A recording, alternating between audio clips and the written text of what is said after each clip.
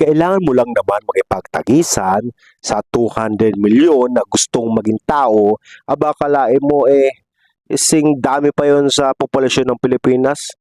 Pilipinas nga 100 million lang. Ito 200 million gustong maging tao. Ang galing noon. Paano nangyari yon, di ba? Dadaan ka sa unang pagsubok. Ang mga mahihinang mga sperm cells ay mamamatay sa napakalakas na acid ng cervix. Ang pangalawang pagsubok naman ay yung mga macrophages na kung saan sila ay hunter.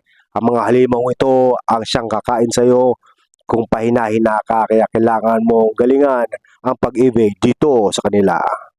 Kaya kung nakarating ka sa pagkakataong ito ay kailangan mo pumili sa dalawa, sa kaliwa ba o sa kanan. 50-50 ang chance mong mabuhay rito. Mapipili mo ba ang tamang Excel para sa iyo?